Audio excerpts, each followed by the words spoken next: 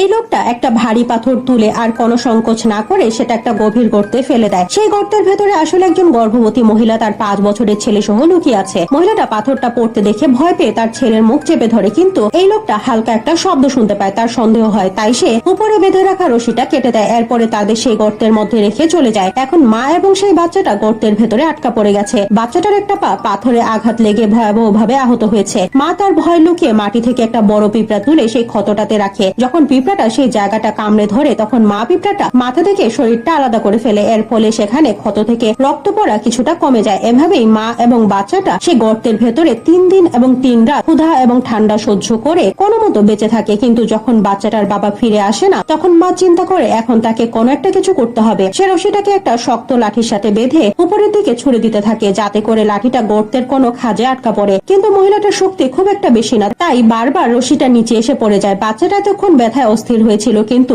তারপরেও সে উঠে এসে তার মাকে সাহায্য করে। দুজন চেষ্টা করার পর ফাইনালি সেই লাঠিটা গর্তের একটা খাঁজে আটকে যায়। বাচ্চাটা তার মাকে আগে উপরে যেতে বলে আর সে নিচে অপেক্ষা করে। মহিলাটা ধীরে ধীরে উপরে উঠতে শুরু করে, কিন্তু সে মাঝ রাস্তায় ক্লান্ত হয়ে পড়ে। এমন সময় লাঠিটা দুলে ওঠে আর মহিলাটা নিচে পড়ে যায়। তার অনেক আঘাত লাগে। মহিলাটা নিজেকে কোনো মতো কন্ট্রোল করে যাতে তার পেটে থাকা বাচ্চাটাকে বাঁচাতে পারে। কিছুক্ষণ পর অনেক জোরে বৃষ্টি শুরু হয়ে যায় আর গর্তটার ভেতরে পানি ভরতে শুরু করে। মহিলাটা তার বাচ্চাকে উপরের দিকে নিয়ে যায় আর সে নিজে বৃষ্টিতে ভিজতে থাকে। এমন সময় হঠাৎ করে মহিলাটার পেটে প্রচন্ড যন্ত্রণা শুরু হয়। বৃষ্টি কোনোভাবেই থামছে না আর গর্তের ভেতরে পানির স্তর বেড়েই চলেছে। তাই মহিলাটা তার বাচ্চাকে কাঁধের উপরে বসিয়ে নিজে পানির ভেতরে ডুব দেয় আর নিঃশ্বাস বন্ধ করে দাঁড়িয়ে থাকে। এমন সময় মহিলাটা সেখানে একটা পাথর দেখে সেটার উপরে দাঁড়ায়। এভাবে সে কোনো মতে উপরে উঠতে পারে। কিন্তু এখন মহিলাটার ডেলিভারির সময় চলে এসেছে। সে একটা বড় নিঃশ্বাস নিয়ে গর্তটার একটা কোণা ধরে দাঁড়ায় এবং নিজে নিজেই বাচ্চার জন্ম দেওয়ার চেষ্টা করে। অনেক চেষ্টা করার পর ফাইনালি মহিলাটা বাচ্চাটা ডেলিভারি করে। ছোট্ট সেই বাচ্চাটা জোরে জোরে কান্না করতে শুরু করে। মহিলাটা